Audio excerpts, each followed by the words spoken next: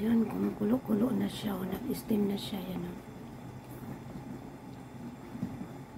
Yay! Meron talaga minsan ba yung nag-wish ka ng kung anong kainin mo. Tapos, gutom ka talaga. Tapos, biglang mayroong nag-ano sa group chat na ito na yun. Ayan, kumukulo na siya. Ah, pinagtalsik-talsik man. Yan guys, ganito ang technique ko pag nagluto ko ng saging. Para yung dagta niya ba, ang hirap kasi yung hugasan yung ano, yung kaldero pag may malagkit.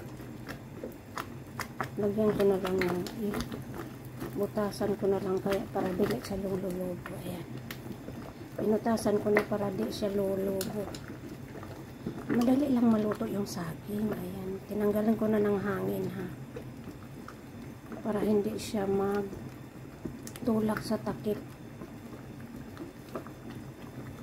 Kasi pag lumubo siya, parang umaangat yung takip ba. Madali lang kasi lutuin yung saging. Sa atin nga eh. Pag naglihi yung nanay ko ng saging magluto, yung bagong corn ba. Corn na bagong bili. Corn. Kulon, clay pot sa English. Social ha. Social clay pot. Kulon, corn. Si nanay ko nung pag malapit ng piyesta, bibili siya ng corn. Kaya adto man tong laodja ba. Laodja o kaya yung inan-unan. Kasi nga yung suka nakapagpabutas ng ganitong klaseng lutuan. Then kumulo na siya, takpan ko siya ulit. Tapos patayin yung apoy para maluto lang siya doon sa may parang tipid na gas. Alam mo na, hirap ng sampid lang tayo. Yun, kumukulo-kulo na. Ganun ang technique guys. Pag nagluto kayo ng madagta-dagta, balutin nyo muna ng ganito silupin. Basta saging ha, kasi may balat siya, babalatan pa. Pero kung kanin o bigas, hindi ako sang-ayon doon sa nagsaing ng binalot dito ha.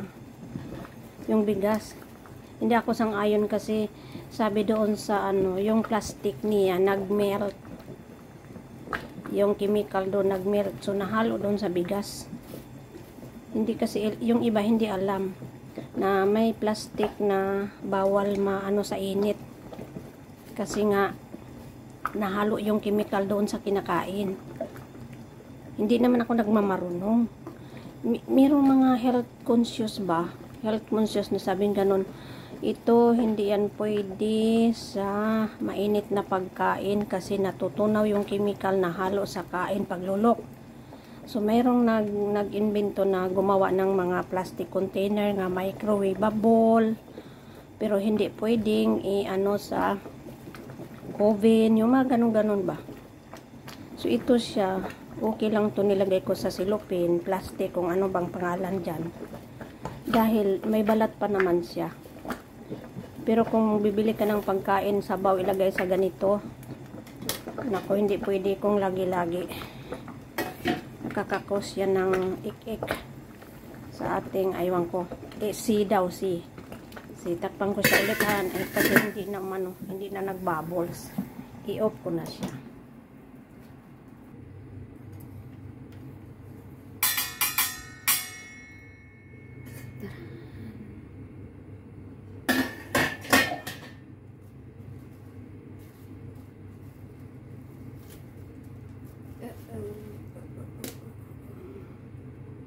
Ayan, init. Super init. Tanggalan ko ng tubig. Super init. Op.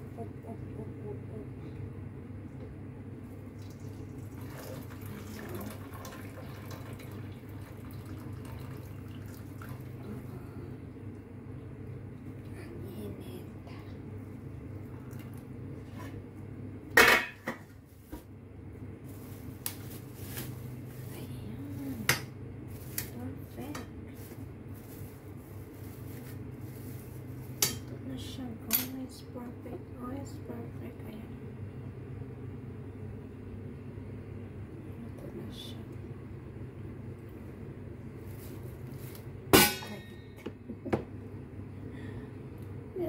talaga ang init.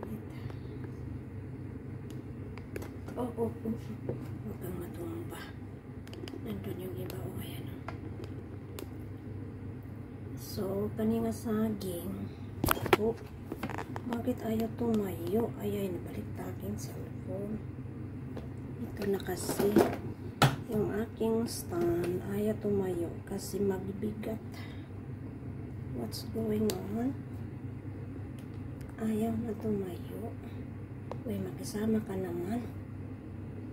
Hindi itong cellphone na to ay. Huwag ka matumba. Kasi, tikman na natin. Ay, yung aking tinidor. Hanapin ko yung aking tinidor.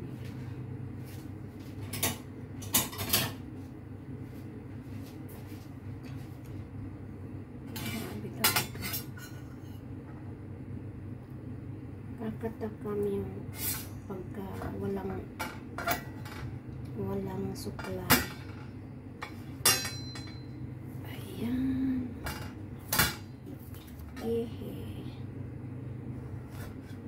Perfect. Ayun, mainit-init pa oh. Umuusok-usok pa oh. Wow. From saan ba to? Ilocos siya. Bandang Luzon siya. Niluto ko lahat kasi mahinog siya eh. Ayan oh. Talagang organic siya oh. Yung mga dagta-dagta niya.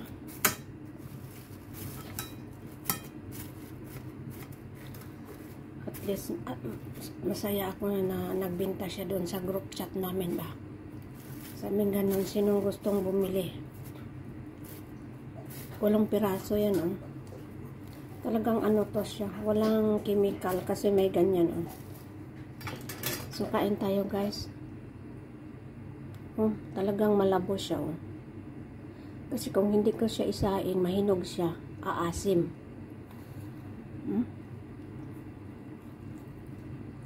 Ginamos na lang ang kulang. Ang sarap.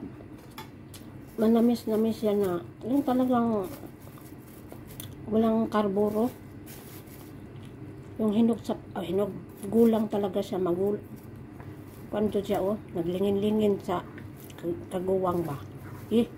Na. So yun lang guys, kain tayo guys. Hindi din pwede akong maraming kainin. Isa muna. Tapos pag nagreklamo yung bulate, isa ulit. Ayan. Parang feeling ko nasa Pinas ako. Nasa Pilipinas ako. Nung umuwi ako, merong saging, gabi. Yung gabi hindi na luto. Nakalimutan sa sobrang busy. Kain tayo. Sinong may ginamos dyan? Ginamos na lang ang kulang.